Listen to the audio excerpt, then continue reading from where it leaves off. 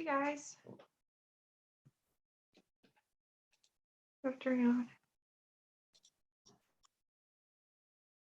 Hello. Here.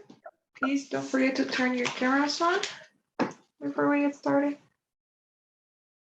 Hi, good afternoon. Hey there. Okay. Okay, guys, so we're gonna just go ahead and start. So we're gonna be looking at the reading section. So we're gonna start with the reading. We're gonna be working on it during this week. So the reading section, as you may know, is the first one that you get in the test. It's over 30, as all of the other sections. And I cannot tell you exactly how much time you're gonna be doing the reading because it varies. So it's different.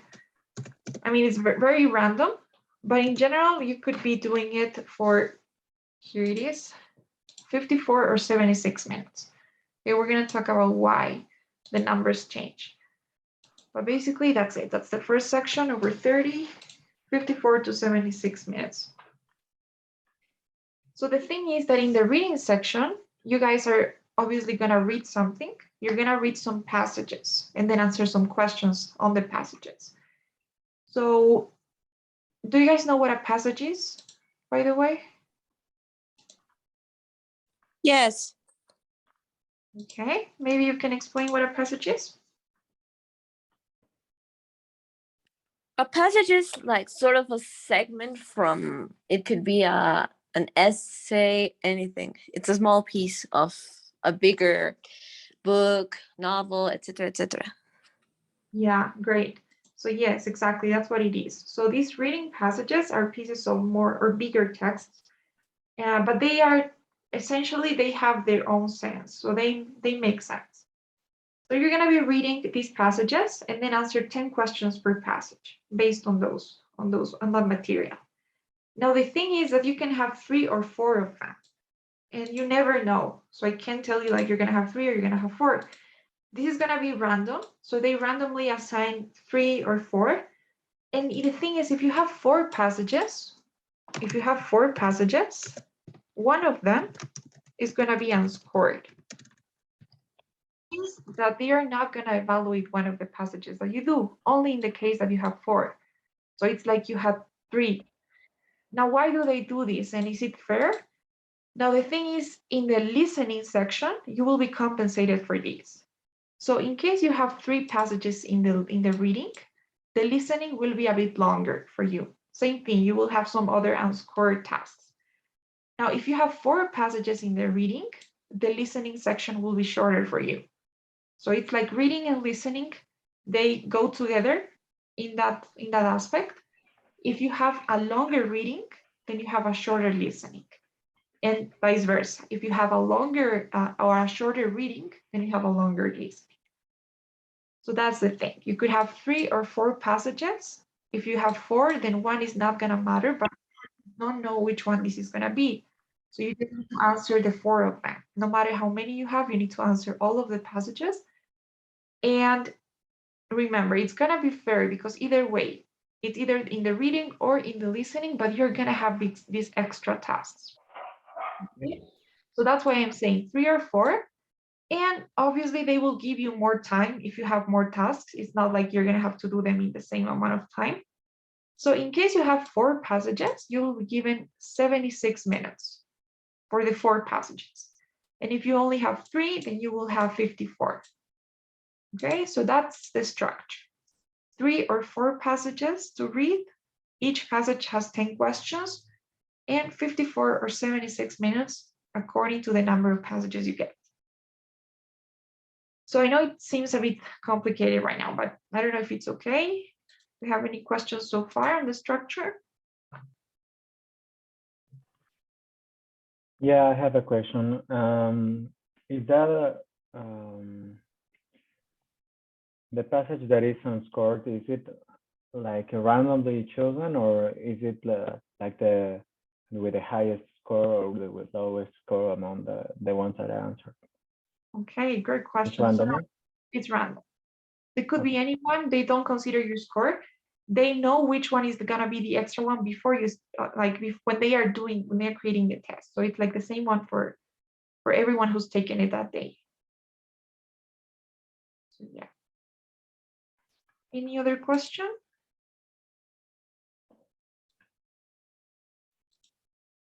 Please don't forget your cameras. Okay. Now, okay, I think that the most important part when looking at the reading, and honestly, we don't have that much time, as I wish we had. So I think the most important part is looking at the types of questions you get and the strategies to answer each one. So we're gonna try to focus there. But before we start, some general tips or some general things I could say that you should know about this, the reading section. So the first thing I'm gonna say is that you need to know yourself. So you need to practice, of course, and you need to know what works for you because it's gonna be different for everyone. Now, a lot of people are gonna ask me like, what's the best strategy, the best approach? Should I read the passage first and then answer the questions? Should I read the questions first and then look for the answers? What should I do? You know, that's the question. Now, the thing is, I don't have a right answer because it depends. It depends on what works for you. If you ask me, the biggest problem in the reading for most students is usually time. So they don't have enough time to end the 4 or 3 passages. That's usually the problem.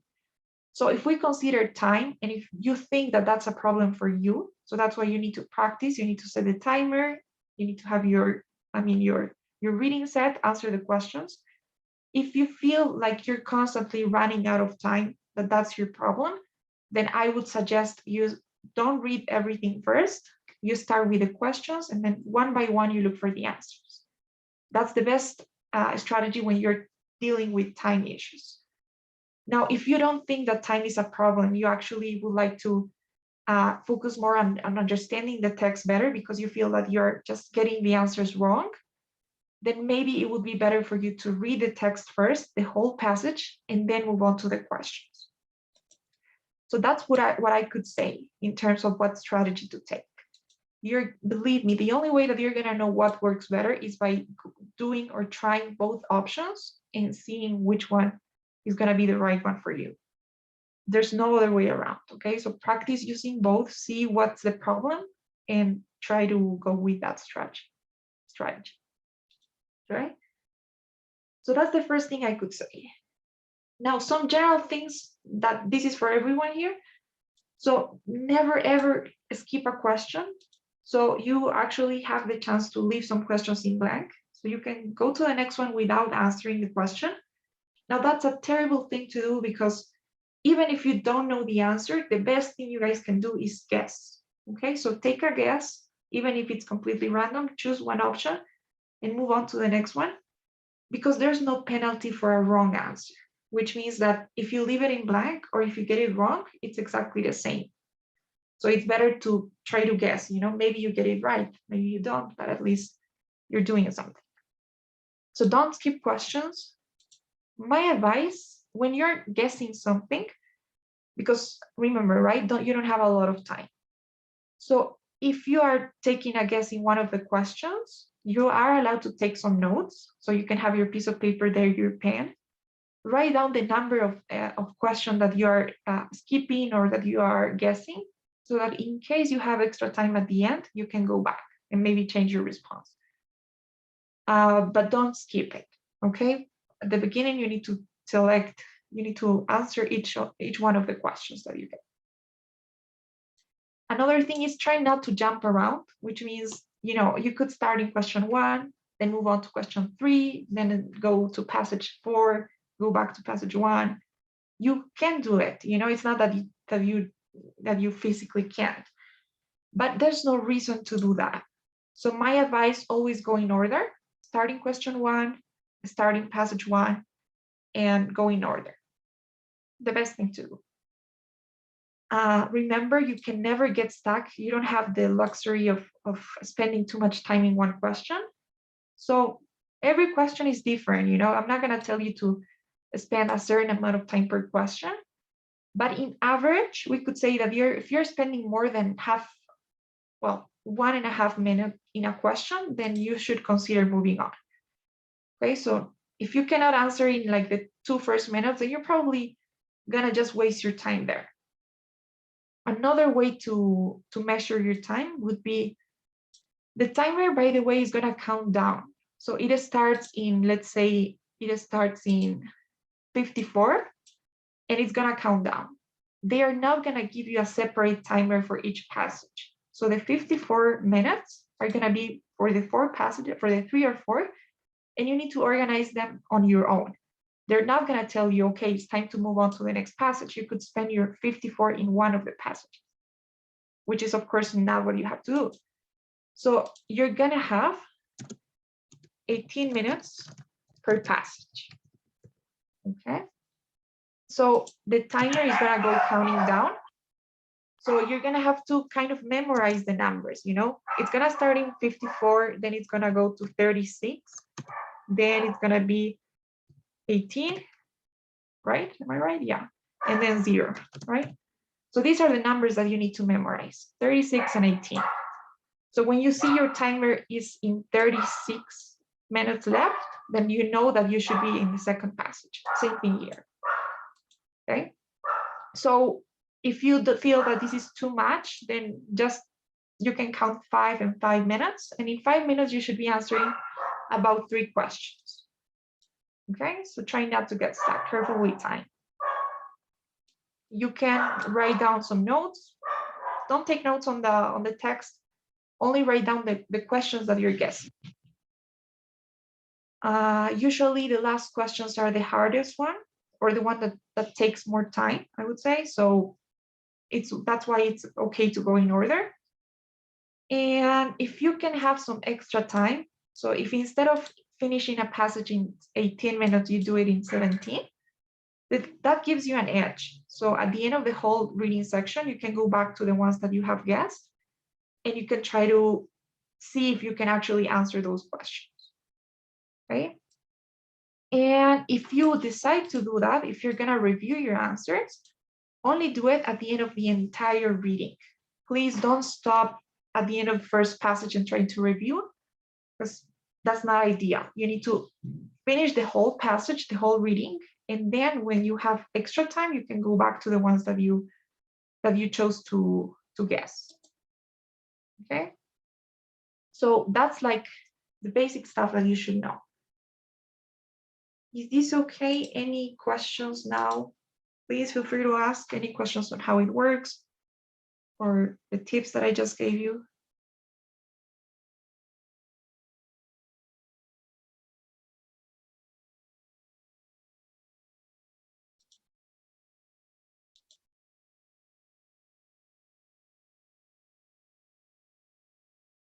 Okay. All right. So, well, maybe next class we could look at some types of organizational styles of the reading, because I think that's so useful too. But right now, I would like to start right away with the types of questions. Okay, this is going to be tons of useful. So the types of questions. In the reading section, you guys will have 10 different types of questions.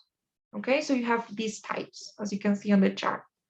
You have vocabulary questions, you have detailed questions, the except type of question, inference function, and all of the ones that you can see here. And this chart here shows the frequency of them, which basically means how often you're gonna, or you can expect to see one of these questions. So for example, a vocabulary question, the vocabulary one is the most common one. So it appears a lot in the reading section. In one passage, you can have 2 to 5 of them. So imagine having only 3 vocabulary questions. That's like 3 out of 10, you know, so it's a big portion, almost a third of your passage. Same thing with the detailed one, it's too common, 2 to 4. Now the other types of questions, except, inference, function, paraphrase, you usually have 1 per passage, I think. So you have except, inference, function. Of course, there are some that you sometimes don't have any. So maybe you never have a paraphrase question, but it's very likely that you have at least 1 in the whole reading section. maybe not in one passage, but in the whole reading, you're probably gonna see one of each. And then the summary question is the one that goes at the end. So it's always the last question. And you always have just one per passage. But it's important too, because this one here is worth a bit more. Okay, so a summary question is worth like 2 or 3 of the except or inference or function or any of the previous ones. So as you can see, if we're gonna think of the most important questions, I would say vocabulary, detail, and summary. Those will be like the ones that you should try to master, because they are the most important ones, because of the frequency and because of what they are worth. Okay. Now these ones are important too, of course, and we're gonna go through them, but maybe we're gonna take a little bit longer in the vocabulary and detail. Okay. So those are the types of questions that we're gonna be seeing. Is this part clear? Do you understand what I mean when I say the frequency of questions? That idea clear too? Okay. So then let's get started. Now, in order to see the types and the strategies, and you know what, we're gonna be using, we're gonna be practicing with this reading set, which is, okay, hang on.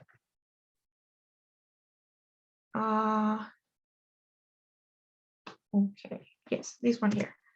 So we're gonna be using a practice set that is given by the ETS itself. So it's actually on the website.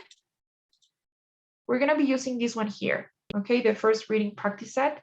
And the reason we're gonna be using it is because I think it's important to practice always with something that's similar to what you will find in the actual TOEFL test. You know, I'm not gonna lie, there are some websites that offer like, or that have some practice questions, reading, listening, speaking, but they are not too close to what you actually have in the test.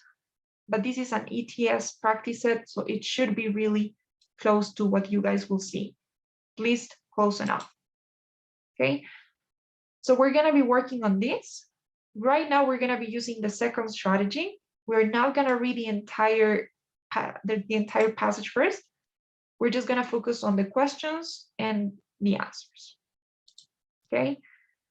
All right, so before we start, here we have the title, The Rise of Teotihuacan. I think it's important that even if you don't read, at least read the title. So what do you guys imagine this is gonna be about? What do you think it could be about, the rise of Teotihuacan? What does it sound like? A city. Okay, a city, good. So what about this city? How the city came to be. Okay, yeah, that sounds like the right correct description. So the rise of Teotihuacan, the rise, maybe the development, the growth, or how the city came to be, as you said, or probably history, maybe we'll find some new vocabulary in there. Let's hope not. So let's start with the vocabulary questions. As you may know, these are high frequency questions. Like I said earlier, 2 to 5 per passage. I personally like these questions because they save you a lot of time. If you know the word, then it's gonna take you like 5 seconds to answer. Now, if you don't know the word, then that could be a problem. So I'm not gonna lie, for the reading, you need some vocabulary, some academic vocabulary. Okay. So that's the good thing about this question. You never need to read the whole passage, not even the whole paragraph. Sometimes you just have to read one sentence or two. So that's what I like about these questions. And the thing is that they're gonna be asking you for the synonym of a word that needs to match both with meaning. So it needs to have the same meaning, and also context, which means that you should be able to replace this word in a text, and it should still make sense. So we're gonna see what this is about. We have this question here. Could anyone please read the question and the options?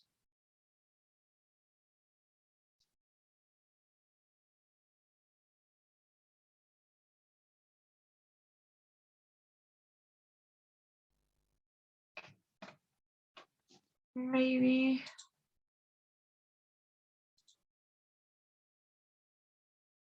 Lorena, are you there? Yes, I'm here. The word ingenuity in paragraph 2 is closest in meaning to. Okay, and we got ambition, sincerity, faith, and cleverness. By the way, we're answering question 2 out of this set. Okay, so question 2, the word ingenuity, the vocabulary one. So first thing you need to ask yourself when you have one of these questions is, do I know this word? So do you guys know the word ingenuity? Do you know what it means? Does anyone here have an idea of what this word means? I think that is close to innocence in a good way. I think, like ingenuidad in español. Okay, that's a good guess. So if that were the case, then which option would you go for? What's the closest one to what you're saying?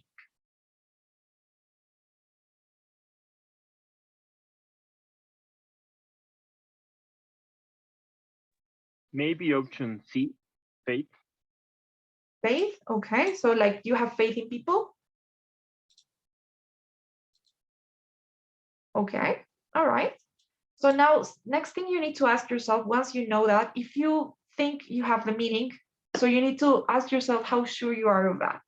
So if you are 100%, well, not 100, like at least 95% sure that you know the meaning, something is a word that you use, or that at least you have used once, that you have read somewhere. So if you are sure that you know the meaning, that you know that ingenuity is faith, then that's the end of it. You just choose that option and you move on. I don't want you to waste your time in like reading the passage or anything. That's only in the case that you actually know the word. So you know that ingenuity is faith, then why waste your time, right? So, Shamir, do you know, are you 100% sure that ingenuity is faith? Yeah, 100%? I'm 100% sure that is faith. In this context, ingenuity is faith. In this context, you're saying, so have you read the paragraph? Yeah, a little of the two last lines. I was reading a little, and I could say that ingenuity in this context is very close to faith. Okay, we'll see about that. So, all right, so in that case, you would have chosen faith and move on. But let's see if that's actually the correct option, okay? Let's imagine that we don't know the word, that we don't know what ingenuity is. So the second thing you need to do is try to do what Shamir is doing, right? Try to look at where the word is and try to read it from context. So what we're gonna do is we're gonna read the whole paragraph just for now. And well, you guys are gonna read it. I'll give you 1 minute to read the paragraph and then we'll discuss, okay? So please read this paragraph.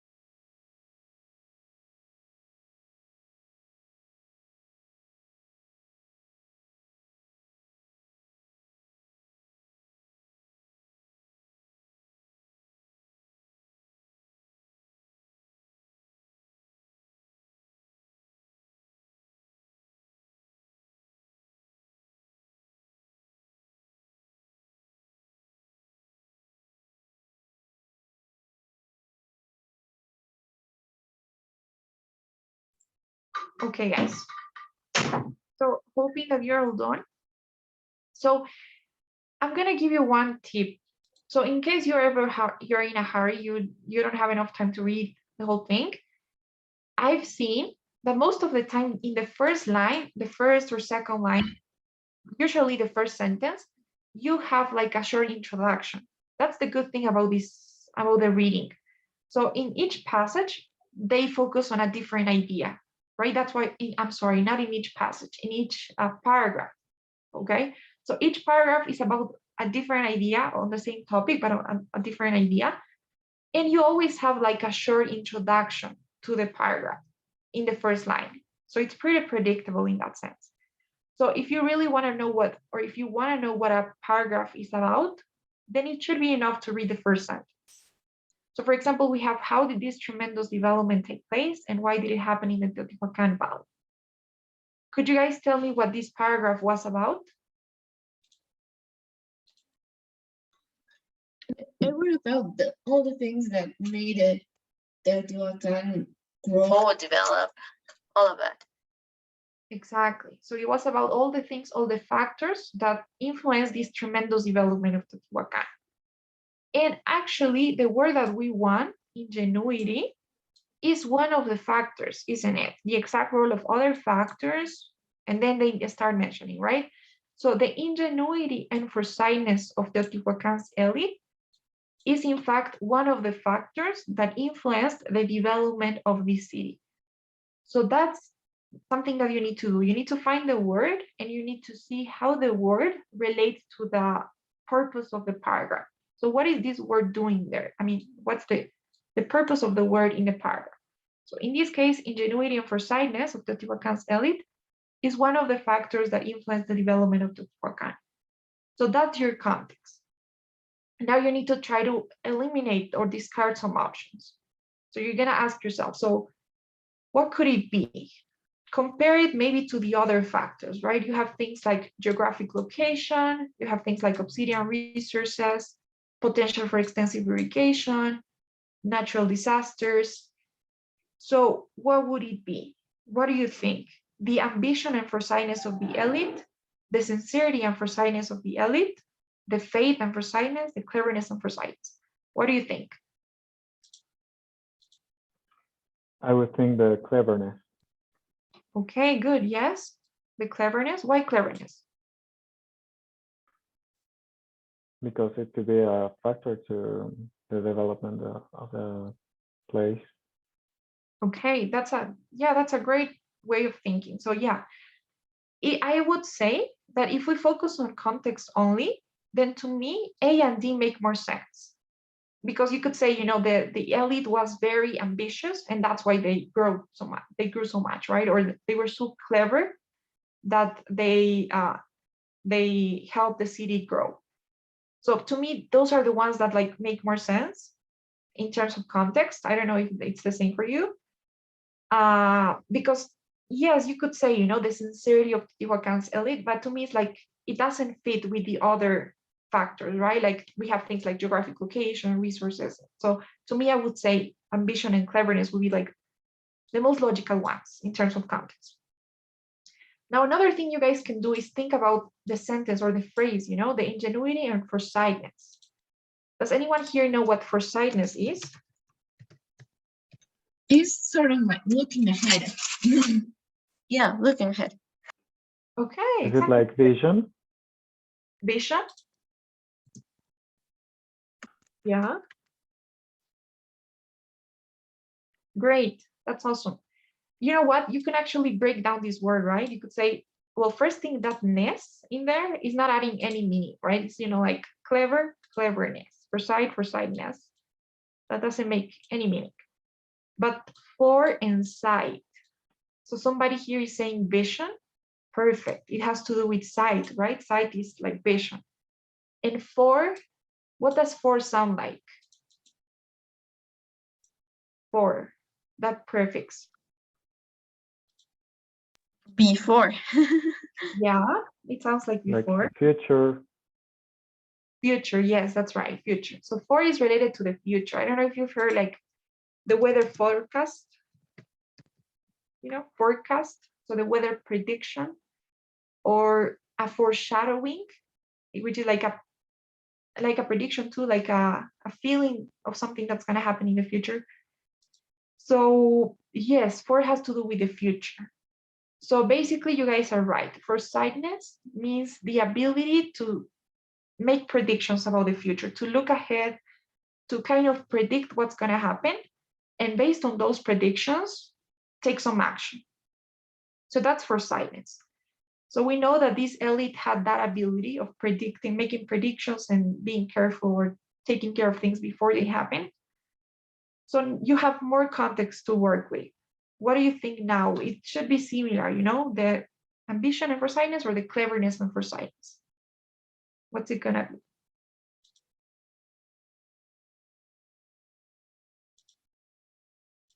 What do you guys think?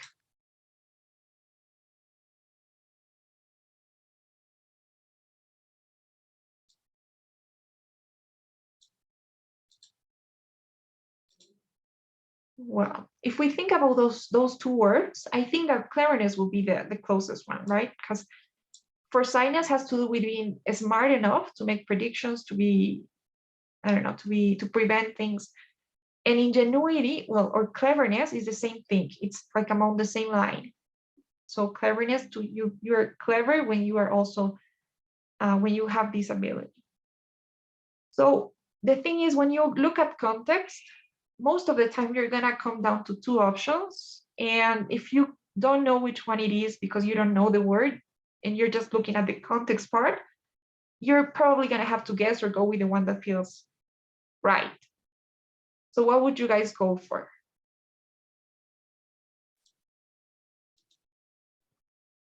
I would go for cleverness. Yeah. So that's actually Thank the you. right option. That's actually the right option, cleverness. Now, so what happened? I wanted to remember I said, right? If you're not 100% sure, if you know the word, if you've seen it before, you're really sure that it's faith or sincerity, let's say, then unless you are sure, then don't choose one. You need to look at context.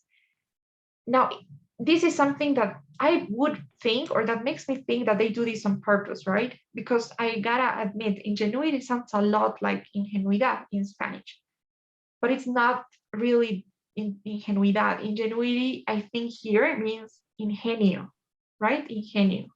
So the ingenuity, el ingenio, and foresighteness of the Teotihuacan elite. So that's why the cleverness. So it's a tricky thing. And I know, you know, it's kind of tricky in that sense. So don't ever associate words to Spanish, especially not in vocabulary questions. Okay, not only to Spanish, right? Because not only Spanish speakers take this test, but I've seen things like this a lot more than you would think. So try not to mix languages. If you know the word in English, then you choose the one. If you don't know it, then you better go for context and try to guess. Okay, guys, is this okay? Yeah. Any questions so far?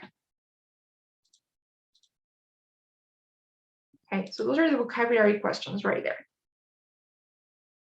Now, the next one we have is the detailed questions. Now, you may guess from the name, they are going to ask you about little details from the text. The good thing, if you ask me, is that you will always have the answer there. So it's not like this one, for example, that you don't exactly have the answer, right? Like the vocabulary ones, you need to know the answer from yourself, or you need to kind of guess from the context, right? But in this one here, in the detailed questions, you have the answer. The only thing you need to do is look for it. So they are going to ask you to find information that's going to be directly, explicitly stated in the passage. It's a high frequency question, and it all comes down to 3 steps that we're going to be seeing right now. So we're going to answer question 5 out of this set here. Which of the following allowed? That's the one we're going to do. So does anyone care to read the question and the options, please?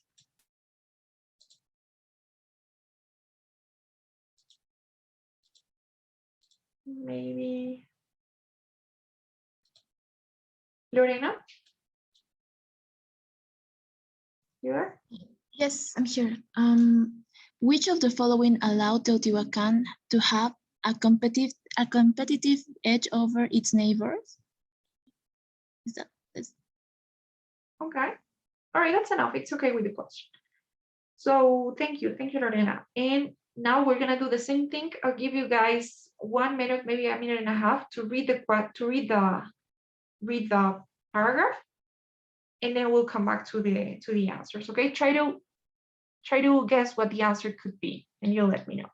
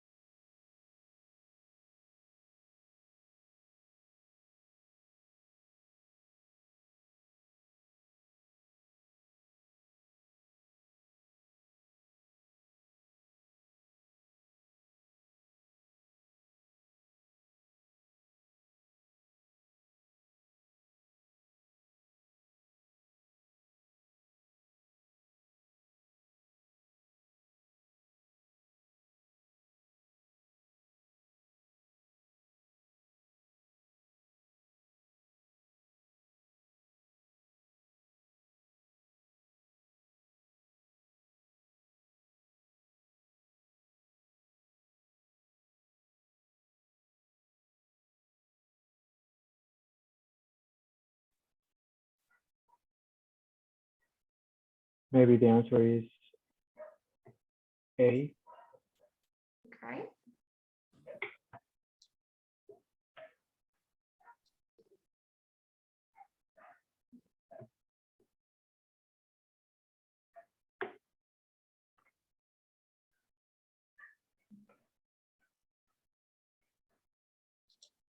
Does anyone have another option?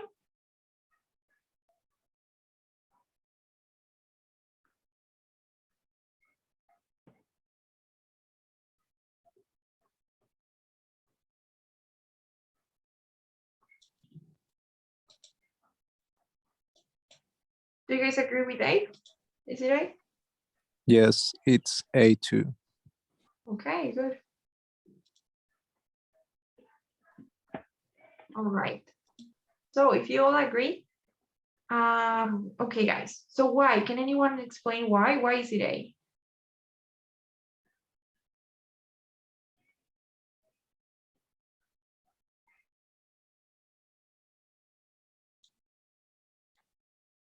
Why A?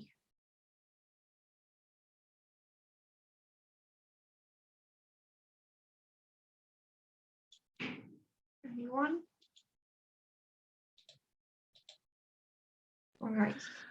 I think that it's because the passage talks about that in that city there was a natural resource called obsidian that was well explored. Then at the end they talk about a commodity too, a valuable commodity. Okay. So, but this commodity though is okay, obsidian, yes, good. Okay. All right, anybody else wants to add something?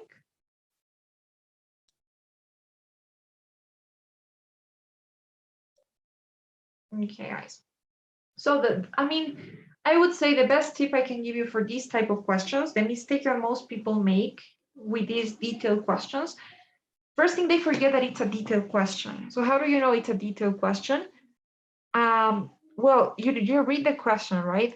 They are asking you something directly. So what or which of the following allowed Teotihuacan to have a competitive edge for its neighbors? So it's a direct question with a direct answer.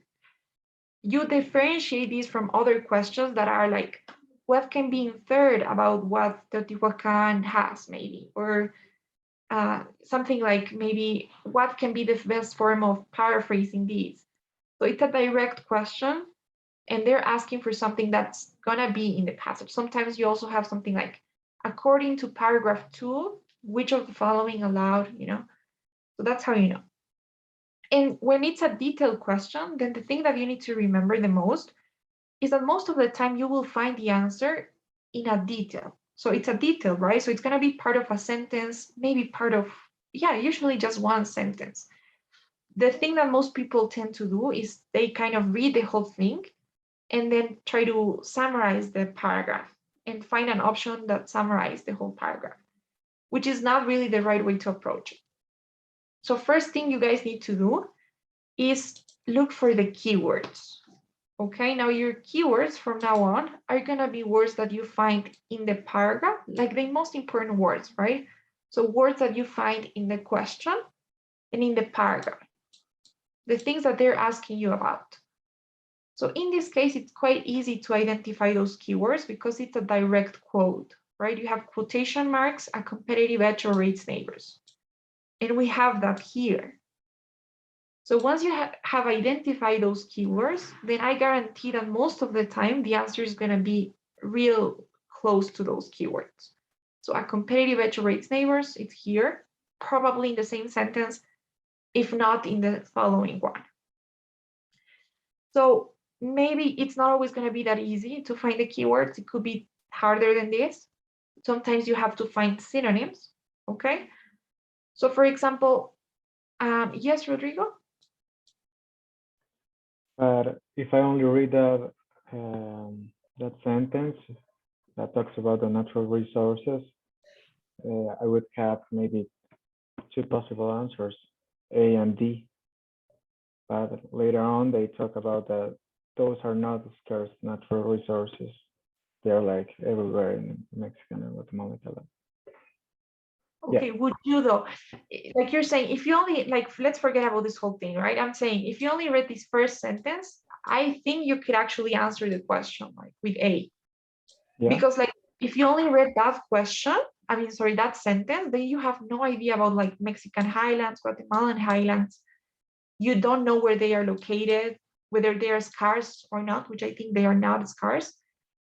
So according to the first sentence, we have Teotihuacan's natural resources, along with the city elite's ability to recognize the potential, gave the city a competitive edge, right? And you ask, so gave the city, is it the same as allow the city to have? And those are like the synonyms that you need to find, right? So what gave the city a competitive edge is the same as what allowed the city to have a competitive edge. So you know that the answer is gonna be here, the first sentence. So now, of course, you're not gonna find an option that says Teotihuacan's natural resources along with the city elite's ability, which is why you need to paraphrase. Once you have found that answer, you need to paraphrase. So if you think about it, like readily available commodity is just a synonym for natural resources, isn't it? Because commodity means resources, basically, and readily available means natural. So something that's already there from the moment the city was born, something that was readily available to use. So this is basically natural resources. It's not another thing. And a well exploited refers to the fact that the elite was able to recognize the potential of the resources and then exploit them. So even if we don't know what those resources are, whether they're obsidian or whatever, or where they're located, we could answer with just reading the first sentence. I think, if you have the right way of paraphrasing it or interpreting the answer, then you can kind of come to the conclusion that it's A. Because, for example, B says the presence of highly stable elite class. So first thing you know with B is that it's only talking about one thing, whereas in your response, it should be about two factors, right? There are two factors that gave the city a competitive edge. The resources, which is the commodity, and the ability to exploit, or the ability to recognize the potential. So B, for example, is only one of those. C is also, knowledge tool making, that's definitely not the one. And D that you're saying is also just one thing, right? It's only about the resources, but it's leaving behind the fact that the elite was able to exploit them.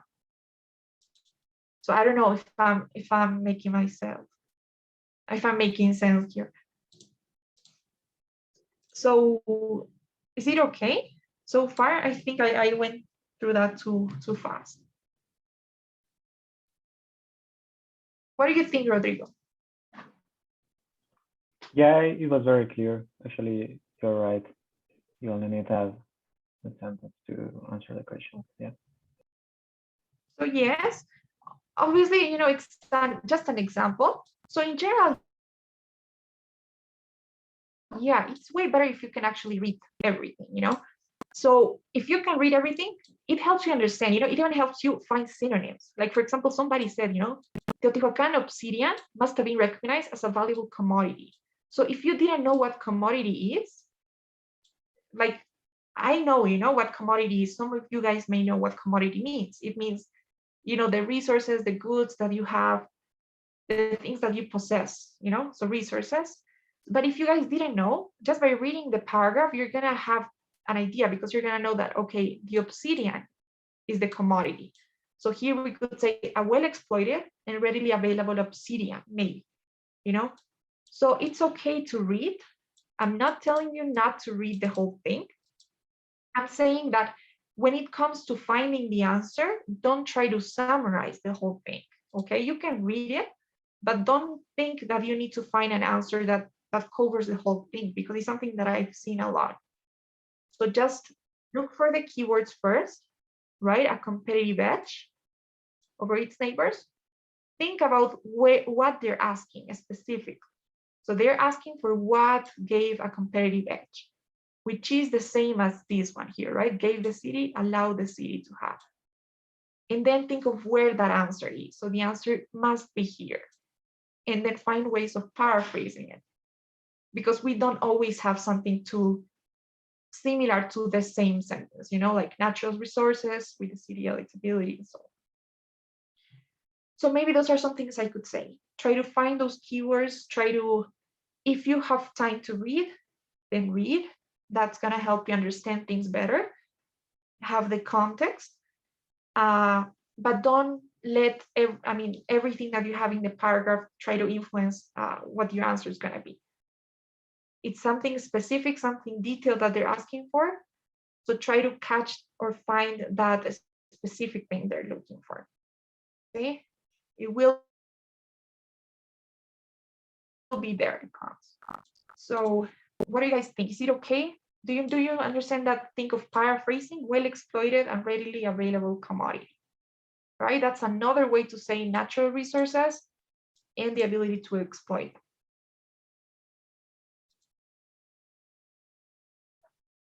Yeah. Any questions on this one?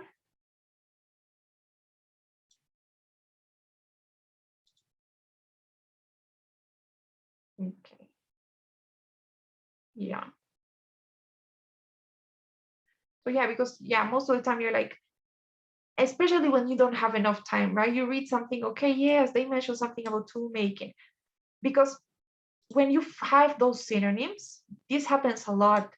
You're like, okay, they do talk about C and they do mention something about D, but they don't exactly say anything about well exploited, readily available. So you feel that you didn't read those words, and you're very likely going to eliminate it if you think that way, right? So that's why you need to know that it could be in synonyms.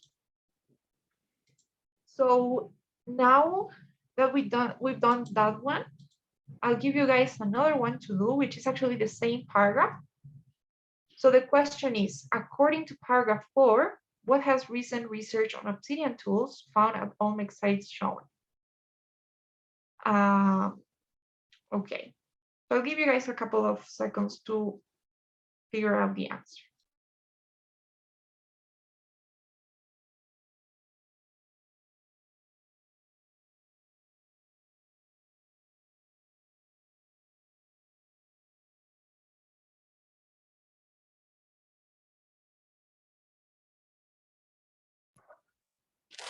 I think it's D. Okay, that was quick. Do you guys agree?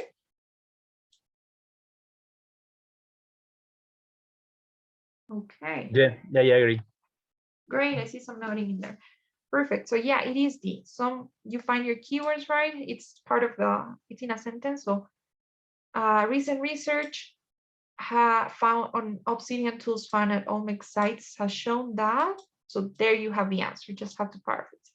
Some of the obsidian obtained by the Olmecs originated near Teotihuacan, which basically means the obsidian used or obtained by the Olmecs came from, originated around near Teotihuacan.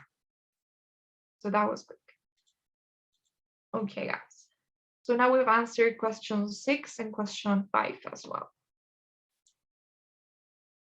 So I think we're gonna have to wrap it up here. We're gonna continue with the other types of questions next class. Tomorrow you'll have your practice session with Jasmani. So you're gonna start practicing the reading already. Any questions, comments before we go?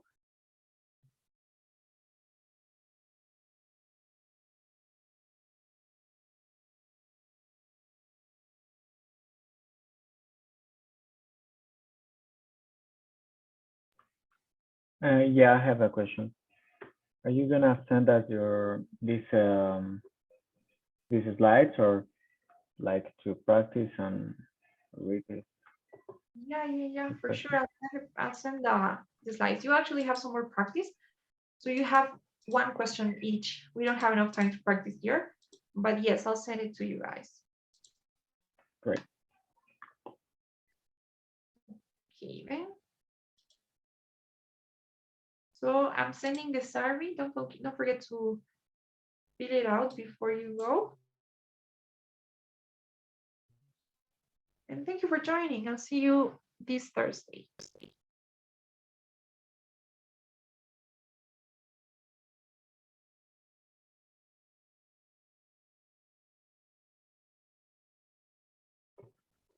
Thank you.